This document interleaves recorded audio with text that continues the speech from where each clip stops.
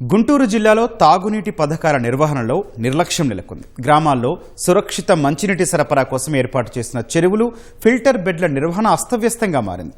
కొన్ని చోట్ల అధికారులు మైక్రో ఫిల్టర్లు ఏర్పాటు చేసినా సమస్య పరిష్కారం కావటం లేదు. గ్రామీణ నీటి సరఫరా విభాగం ఉదాసీన వైఖరిపై మా ప్రతినిధి ఎస్పీ చంద్రశేఖర్ గ్రౌండ్ రిపోర్ట్.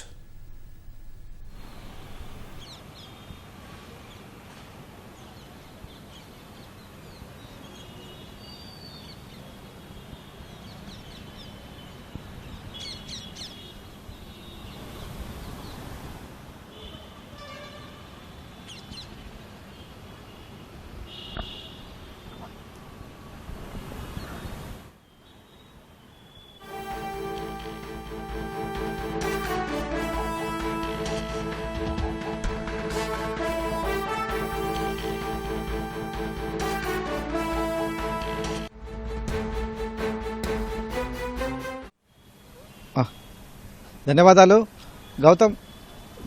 ఉమ్మడి గుంటూరు జిల్లా వ్యాప్తంగా కూడా దాదాపు 300 వరకు తాగునీటి పథకాలు ఉన్నాయి. వాటిల్లో 100 వరకు తాగునీటి పథకాలకు సంబంధించినటువంటి ప్రాంతాల్లో కూడా ఇబ్బందులు ఎదురవుతున్నాయి. కొద్ది రోజులుగా సంబంధించి ప్రధానంగా ఫిల్టర్ బెడ్ల సమస్య వేధిస్తోంది. ఫిల్టర్ బెడ్ల నిర్వహణకు సంబంధించి యంత్రాంగం కొంత ఉదాసీనంగా ఉన్నటువంటి తరుణంలో ఈ తాగునీటి సరఫరాకు ఇబ్బందులు ఎదురవుతున్నాయి.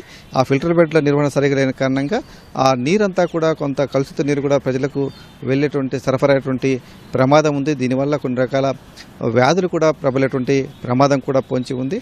అయితే ఈ నిర్వహణ చూడాల్సినటువంటి గ్రామీణ తాగునీటి సరఫరా విభాగం అధికారులు అయితే కొంత ఈ విషయంలో నిర్లక్ష్యం వహిస్తున్నటువంటి విమర్శలు కూడా ఎదురవుతున్నాయి.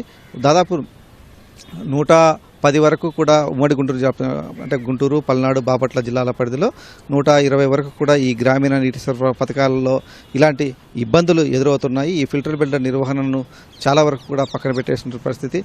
మైక్రో ఫిల్టర్లు కొన్ని చోట్ల ఏర్పాటు చేసి సరఫరా చేస్తున్నప్పటికీ ఆ మైక్రో ఫిల్టర్ల ద్వారా ఫిల్టర్ అయ్యేటువంటి తాగునీటి పరిమాణం చాలా తక్కువగా ఉంటుంది. అంటే గ్రామంలో మొత్తానికి కూడా అందించడానికి వీలు పడదు. కొంత రేషన్ మాదిరిగా కొంత తగ్గించి కోటా మాదిరిగా ఇవ్వాల్సినటువంటి పరిస్థితి అయితే ఏర్పడుతోంది. అదే ఫిల్టర్ బెడ్ల సౌకర్యం సజావుగా ఉండి ఆ నీరంతా కూడా సక్రమంగా కూడా ఫిల్టర్ అయితే ఇంకా గ్రామ ప్రజల అవసరాలకు తగ్గట్టుగా కూడా తాగునీరు సరఫరా చేసేందుకు అవకాశం అయితే ఉంటుంది. ఆ దిశగా యంత్రాంగం చర్యలు తీసుకోవాల్సినటువంటి అవసరం అయితే స్పష్టంగా కనిపిస్తోంది. ఇందులో ప్రధానంగా వచ్చేటువంటి సమస్య ఏంటంటే ఆ ఫిల్టర్ బెడ్లకు సంబంధించి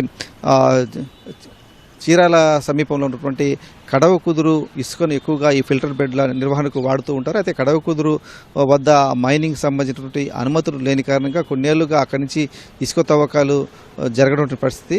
సాధారణంగా ఏంటంటే ఆ టెండర్లు పిలిచే సమయంలోనే ఇంజనీరింగ్ అధికారులు దీనికి సంబంధించి కడవ కుదురు ఇసుకనే ఫిల్టర్ బెడ్లలో వాడాలనేటువంటి ఒక నిబంధనలు కూడా పెడతారు. ఎందుకంటే దానికి ఉన్నటువంటి ప్రత్యేకమైన లక్షణాలు నీటిని వడగట్టేటువంటి స్వభావం కావచ్చు, దృఢంగా ఉన్నటువంటి స్వభావం, సిలికా లక్షణాలతో కలిగి ఉన్నటువంటి ఆ కడవ కుదురు ఇసుకను ఎక్కువగా ఫిల్టర్ బెడ్లలో వాడాలన్నటువంటి నిబంధన తప్పనిసరిగా వాళ్ళు అమలు చేస్తూ ఉంటారు.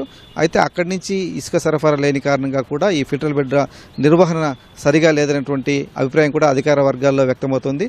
ప్రత్యామ్నాయంగా వేరే ప్రాంతాల నుంచి వేరే రీచ్ల నుంచి ఇసుక తీసుకొచ్చి ఆ ఫిల్టర్ బెడ్లలో వేస్తున్నప్పటికీ కూడా అవి సరిగా పనిచేయటం లేదు.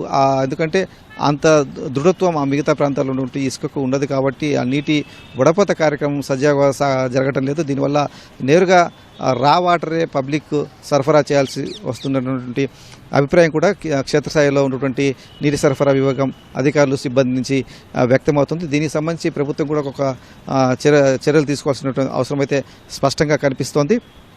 ఆ కడవ కుదురు ఇసుక దగ్గర నుంచి సరఫరా చేసే విధంగా అనుమతులు ఇస్తే ఇంకా ఈ ఫిల్టర్ బెడ్ నిర్వహణ మెరుగుపడుతుంది. తద్వారా ప్రజలకు మంచి సురక్షితమైనటువంటి తాగునీరు సరఫరాకైతే అవకాశం ఏర్పడుతుంది. ఆ దిశగా ప్రభుత్వం కూడా చొరవ చూపాలని చెప్పేసి కూడా ప్రజలు అలాగే ఆయా గ్రామాలకు సంబంధించినటువంటి వారందరూ కూడా విజ్ఞప్తి చేస్తున్న పరిస్థితి.